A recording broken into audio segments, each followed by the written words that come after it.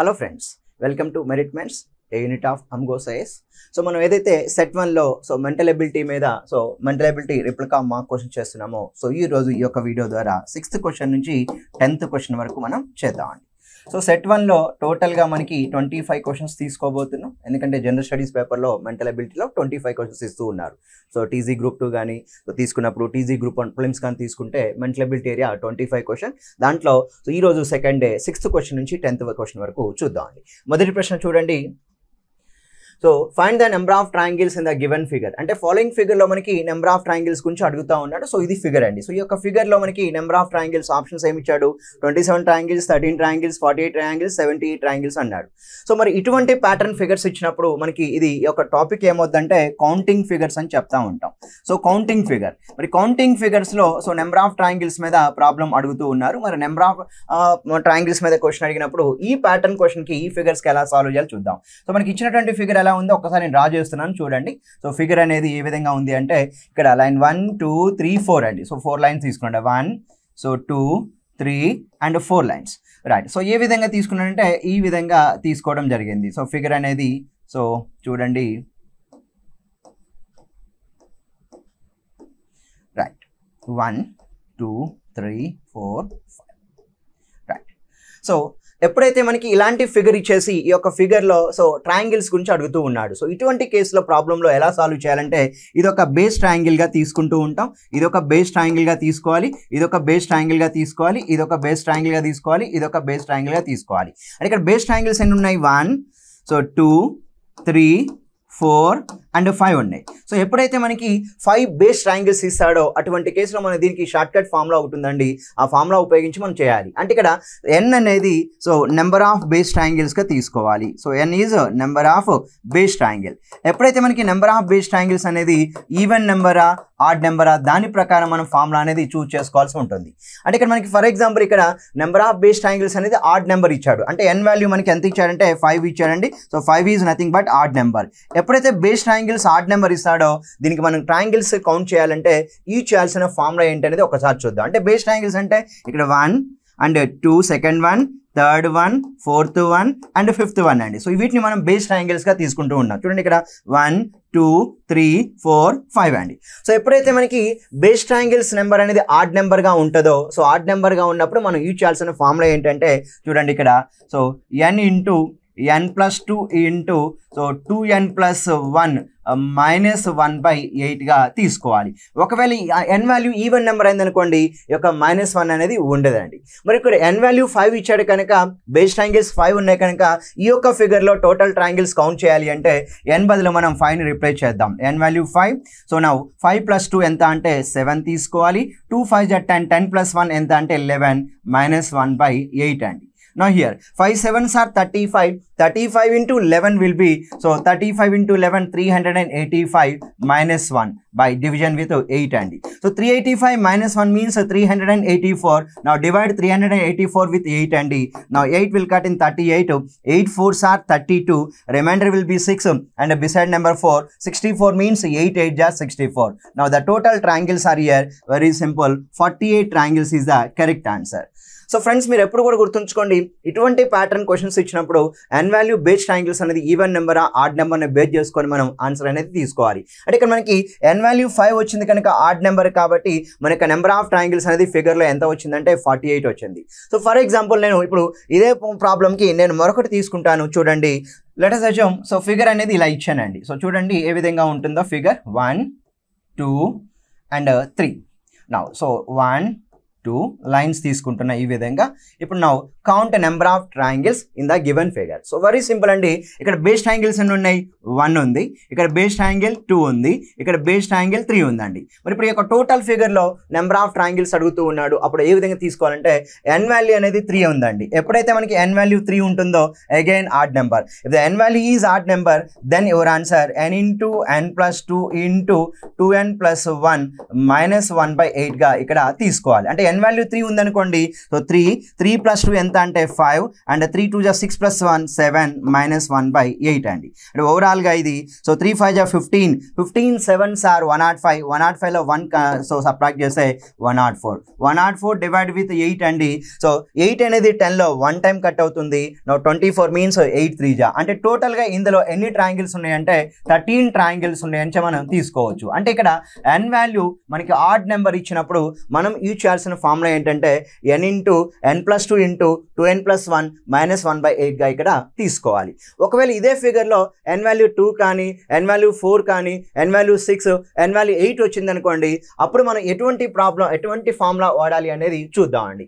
So let us assume if the base triangles is even number, n value even number అయినప్పుడు n × n + 2 × 2n + 1/8 అండి. ఎప్పుడు తీసుకోవాలంటే ఇటువంటి pattern ట్రయాంగిల్స్లో base triangle అనేది ఈవెన్ నెంబర్ ఇచ్చినప్పుడు. సో అదే మనం ఒకవేళ ఆడ్ నెంబర్ ఇచ్చారనుకోండి, మనం ఆల్రెడీ ఫార్ములా నేర్చుకున్నాం. If n is equal odd number అండి, if n is odd number means formula n × n + 2 × 2n + 1 -1/8 అనేది ఫార్ములాగా తీసుకొని మనం ఈ యొక్క సో నెంబర్ ఆఫ్ ట్రయాంగిల్స్ ఇచ్చినటువంటి ఫిగర్స్లో మనం క్యాలిక్యులేట్ చేయాల్సి ఉంటుంది. కనుక ఫ్రెండ్స్ మీరు ఖచ్చితంగా ఈ ప్యాటర్న్ క్వశ్చన్స్ ఇచ్చినప్పుడు ట్రయాంగిల్స్ ఫిగర్స్లో కౌంట్ చేయమన్నప్పుడు n వాల్యూ ఈవెన్ నెంబర్ అయినప్పుడు ఈ యొక్క formula, n value odd number ఈ యొక్క ఫార్ములా ఉపయోగించి చాలా సింపుల్గా మీరు తీసుకోవచ్చు. ఎందుకంటే ఇంత పెద్ద ఫిగర్స్లో ఇండివిజువల్గా ట్రయాంగిల్స్ కౌంట్ చేయాలంటే ఇట్ టేక్స్ మోర్ టైం. అదేవిధంగా మనకి కరెక్ట్ అక్యురేట్ ఆన్సర్ వచ్చే అవకాశం లేదు. కనుక సింపుల్గా మన యొక్క ఫార్ములా ఉపయోగించడం ద్వారా చాలా ఈజీగా మీరు సో ఆన్సర్ అనేది నెంబర్ ఆఫ్ ట్రయాంగిల్స్ కనుక్కోవచ్చు. సో మరి ఇప్పుడు 7th క్వశ్చన్ చూద్దాం. Replace the misfit number in the following series with a suitable number from the options అండి.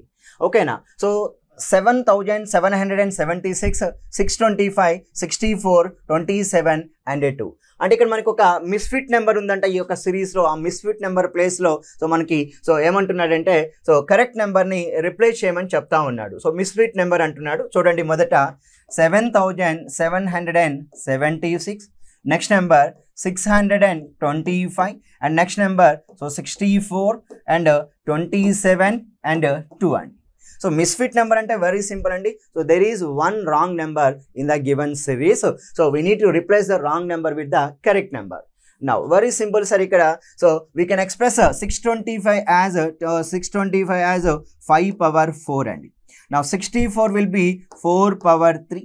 Now here we can express 2 as 2/1 అండి. రైట్, ఒక్కసారి మీరు అబ్జర్వ్ చేస్తే బేస్ నెంబర్ చూడండి, ఇక్కడ 5 వచ్చింది, ఇక్కడ 4, ఇక్కడ 2 అంటే డెఫినెట్గా ఇక్కడ 3 వచ్చి ఉండాలి. నా నెక్స్ట్ ఇక్కడ 5 కాబట్టి ఇక్కడ డెఫినెట్గా 6 ఉంటుంది.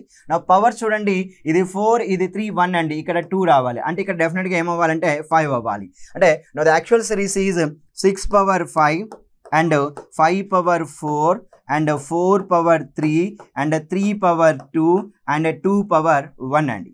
So now 6/5. So powers of 6 or 6/5 is nothing but 7776 అండి. Now 5/4 means 625. Now 4/3 is 64. Now 3/2 is 9. 2/1 is 2. So what is the wrong number here? 27 is the misfit number, wrong number. So now we need to replace the 27 with 9 అండి. So your answer will be, so 9 is the correct number అండి. So misfit number is 27. We need to replace the misfit number with a correct number. That correct number is nothing but 9 is the correct one. Right. So now next question, 8th question చూద్దాం. So అంటే ఈ question మనకి number series అనే టాపిక్తో ఇవ్వడం జరిగింది. So previous 6th question అనేది మనకి కౌంటింగ్ ఫిగర్స్ అంటే పటాల సంఖ్య లెక్కించడం అని చెప్తూ ఉంటాం. కౌంటింగ్ ఫిగర్స్ అనే టాపిక్ నుంచి మనకి గ్రూప్ 2 ఎగ్జామినేషన్లో ప్రశ్న అనేది ఇవ్వడం జరిగింది. Next question, 8th question. So in a certain code language, if the value of brand 96 and the Nokia is equal to 85, then what is the value of Samsung? And so brand, BRAND, brand. So brand is equal to 96. Now here Nokia is equal to 85 and then what is the value of Samsung?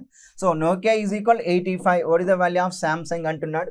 So this question is given in TGPSC and APPSC group 1 examination. So same pattern question and also given in TGPSC group 2 examination also అండి. అంటే ఇక్కడ మనకి mental ability ఏరియాలో coding decoding టాపిక్లో ఇచ్చాడు. So brand is equal 96 అంటున్నాడు, Nokia is equal 85 అండి. So దీని బ్యాక్గ్రౌండ్ ఉన్నటువంటి కాన్సెప్ట్ ఏంటంటే, so this question is related with the concept word to number coding అండి. So word to number coding అంటే ఇక్కడ మనకి ఒక వర్డ్ ఇచ్చాడు, దానికి ఈక్వలెంట్ నెంబర్ ఇచ్చారు, మరలా వర్డ్ ఇచ్చి ఈక్వలెంట్ నెంబర్ ఇచ్చి సో సామ్సంగ్ ఈక్వలెంట్ నెంబర్ చెప్పమని అడుగుతూ ఉన్నాడండి. No brand. సో ఈ యొక్క క్వశ్చన్ ఏంటంటే so this question is related with the logic opposite pairs of letters అండి. ఇక్కడ బ్రాండ్లో ఉన్నటువంటి లెటర్స్ సమ్మేషన్ మనకి 96కి ఈక్వల్ అయ్యే అవకాశం లేదు. బట్ ఇక్కడ సో బి యొక్క ఆపోజిట్ లెటర్ అండి, B opposite letter is Y and R opposite letter is I and A opposite letter Z and N opposite letter M and D opposite letter W అండి. Now y. So y means y letter value 25, I is 9, Z is 26, M 13 and W is 23 అండి. So total summation చేద్దాం. 25 plus 9 34, 34 plus 26 60, so 73, 76 plus 20 total value 96 అండి. అంటే each లెటర్కి దాని opposite letter తీసుకొని ఆ some of opposite letters తీసుకున్నాడండి, 96 వచ్చింది. నా Nokia కూడా చూద్దాం. ఎన్ ఆపోజిట్ లెటర్ ఈజ్ ఎం అండి. Now O opposite letter is L. Now K opposite letter P, I opposite letter R and A opposite letter Z అండి. Now M means 13, L means 12, so P letter value 16, R is 18th letter, now Z is 26th letter. Now the summation అండి. 13 plus 12 25, 25 plus 16 41, 41 plus 8 49, 59, 79 plus 6 అండి, total value 85. Now take Samsung అండి. So Samsung. So Samsung means SAMSUNG Samsung. So each letter opposite letter తీసుకుందాం ఇక్కడ. So S opposite letter is H, A opposite letter Z, M opposite letter N, now S opposite letter H, now U opposite letter F, now N opposite letter M, now G opposite letter T అండి. So మనకి సామ్సంగ్లో each లెటర్కి opposite letter తీసుకున్నాం. Opposite letters యొక్క some of the letter values అండి. నా H means 8 plus Z is 26, N is 14th letter, H is 8th letter, now F is 6th letter, now M 13th letter, now here the T is 20th letter and now 8 plus 26 34, 34 plus 14 48, 48 plus 8 56, 62, 72, 75 plus 20 and so total value will be 75 plus 25 means 95.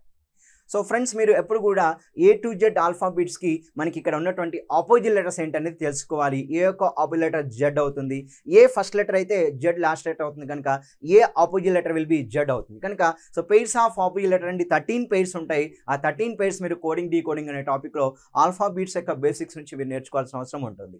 Next question చూద్దాం. 9th question now. In the figure given below, the number at the symbol question mark is అన్నాడండి. So the number at the symbol question mark. Right, ఇక్కడ చూడండి. So 8 అనే number ఇచ్చారు. Year 27, now year 125 and 343 అండి.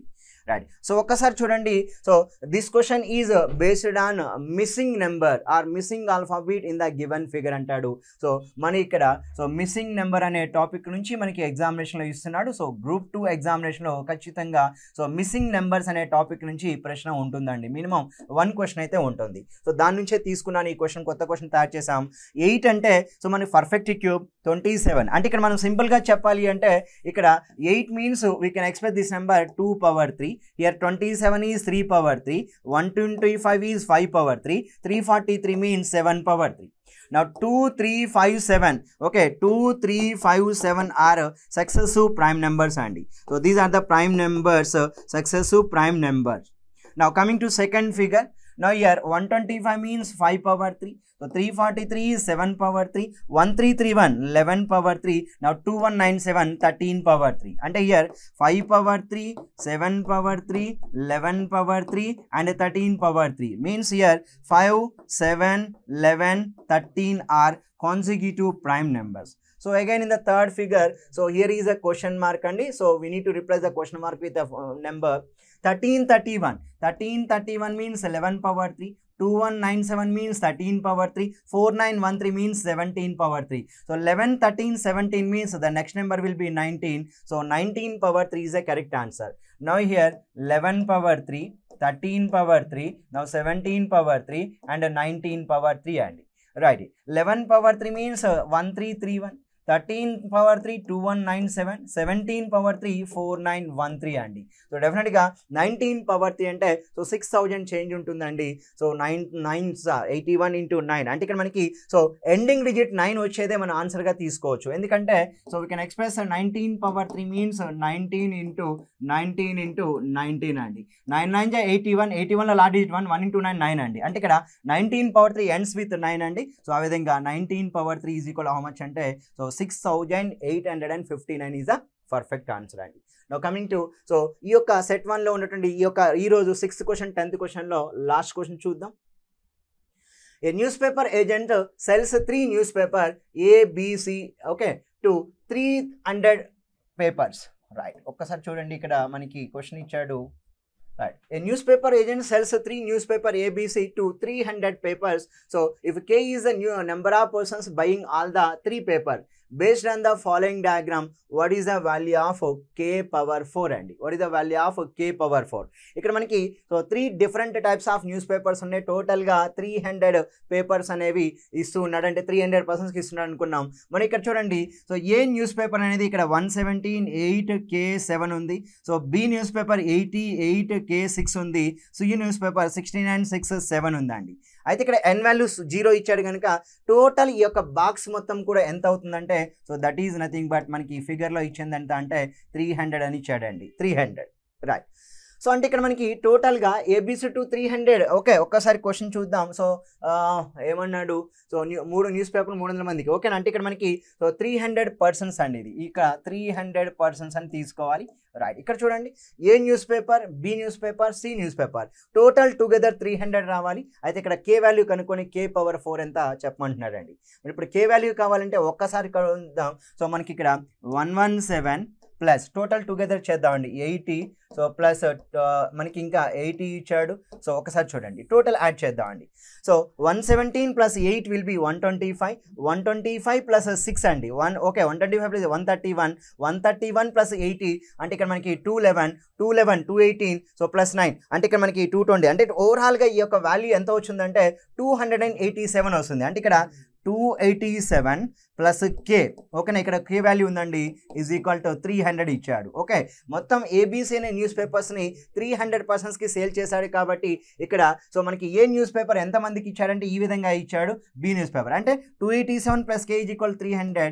Then K is equal 300 minus 287 అండి. Then K is equal ఎంత వస్తుందంటే 13 వస్తుంది. కానీ ఇక్కడ అడుగుతున్న క్వశ్చన్ ఏంటంటే K power 4 అడుగుతున్నారు. K power 4 మీన్స్ 13 power 4 అండి. మరి 13 power 4 అంటే 13 into 13 and again 13 into 13 అండి.